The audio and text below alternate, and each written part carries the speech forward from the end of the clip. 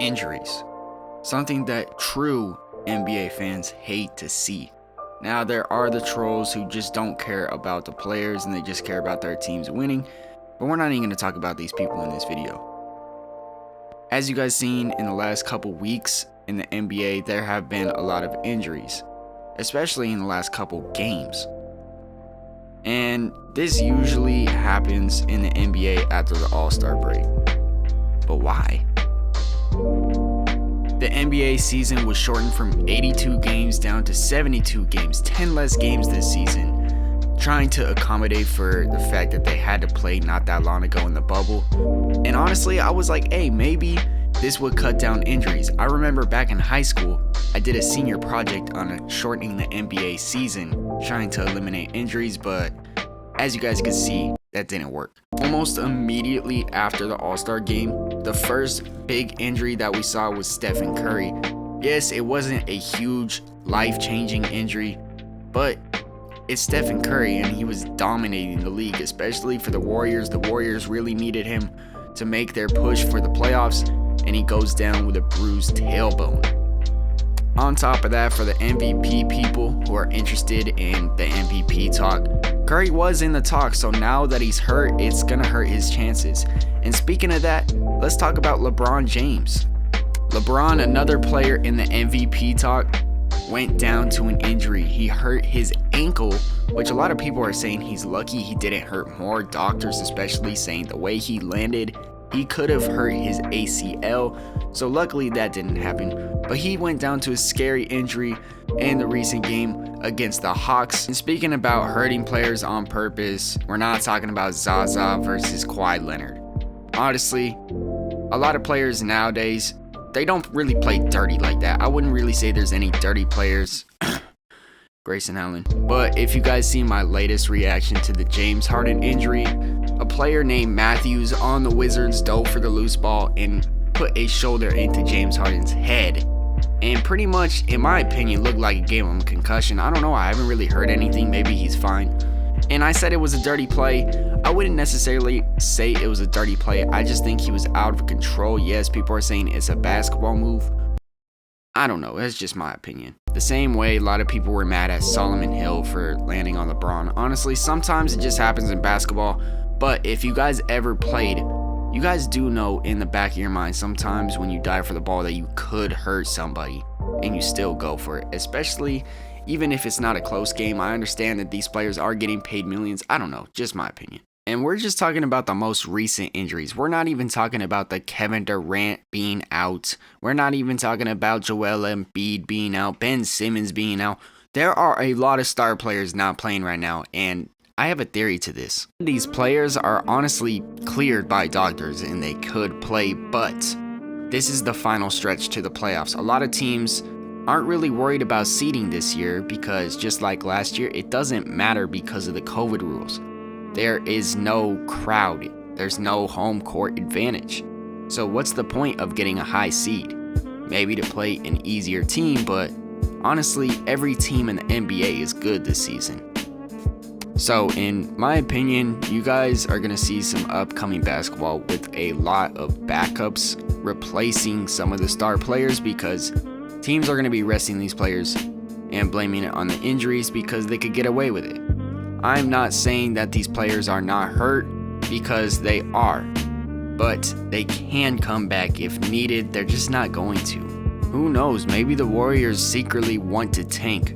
Curry does have a bruised tailbone. If you guys ever had a bruised tailbone, it is not comfortable. But if the Warriors really want to make the playoffs, they're going to need Steph to play. I know Steph probably wants to play, but Steve Kerr, he knows what he's doing. Let's talk about another big injury in the league. Probably the most depressing one for me so far.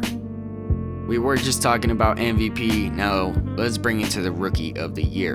LaMelo Ball is going to be out for the rest of the season. He fractured his hand. Now, this is tough because you guys know from my reactions, I react to a lot of Hornets games because I love watching LaMelo Ball. And on top of this, he was the Rookie of the Year favorite. And speaking about the Rookie of the Year race, let's talk about D'Angelo Russell and his tweet. D'Lo tweeted out Anthony Edwards Rookie of the Year with an emoji, and a lot of people weren't happy about this. Like, look at this response right here.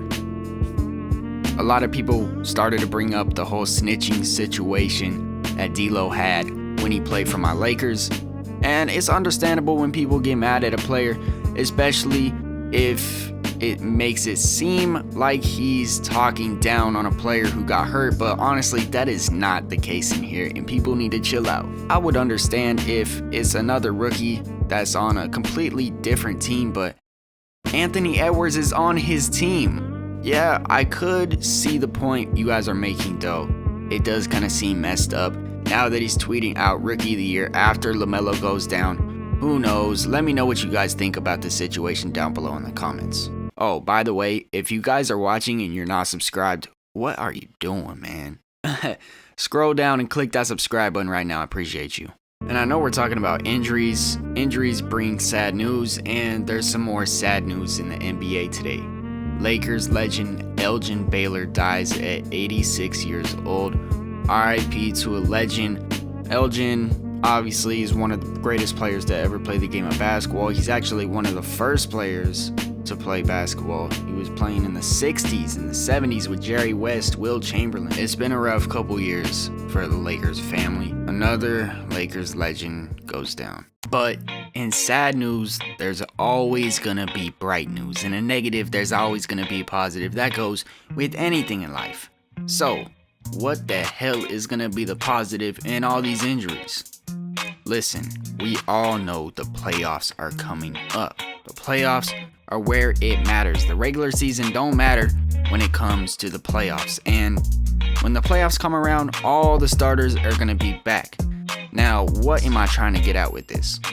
In the playoffs, every single year, every year of the NBA, there's always going to be those role players that step up in the playoffs, and they're going to get their name known. Now, in order to do this, they got to gain some momentum going into the playoffs. So, what better way to do this than to get more playing time right now in the regular season, especially when teams are fighting hard right now to get to seeding. So, this is going to prepare some of these role players. So, my true NBA fans, where are you guys at?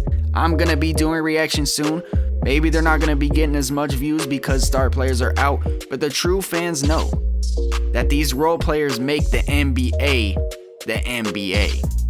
And I'm not really even talking about role players. Sometimes I'm talking about the backup stars, you know what I mean? The secondary stars. Now, these guys are very important. I'm not even talking about AD because AD is a primary star. I'm talking about the stars on a team that don't get as much attention as the other star, but they're still good. Maybe like Mike Conley. Harrell, he's going to have to step up. LeBron is out. He's going to be a huge part for this Lakers run. Now, for the Nets, Kevin Durant is out, and if James Harden hurt, he's going to be out. So there's going to have to be some stars stepping up. Blake Griffin. Hornets, we got Gordon Hayward. He's going to have to step it up now that LaMelo's out. Scary Terry is going to have to step it up. Andrew Wiggins is going to have to step it up because if the Warriors are going to want to make the playoffs and make a run, they're going to need their backup role players, not even backup, their role players, their secondary stars to do good. Kelly Olynyk, Andrew Wiggins, James Wiseman, who's actually not playing right now, so that's tough too. Warriors fans, I'm sorry.